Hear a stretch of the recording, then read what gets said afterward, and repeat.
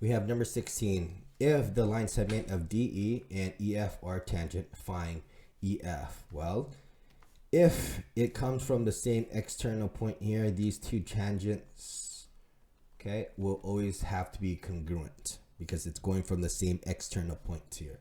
So I know that line DE has to be congruent to line EF. So let's set this up. DE, it is 4x plus 23 is going to be equal to 2f, 10x minus 19.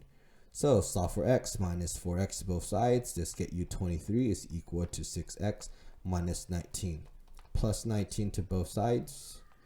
23 plus 19. This gets you 42 is equal to 6x. Divide 6 to both sides.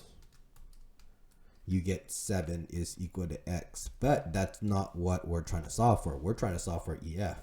Line EF was equal to 10x minus 19. Let's plug in what our value of x was, which was 7. And let's solve 10 times 7 minus 19. This gets you 51. Line EF is equal to 51. So there you go.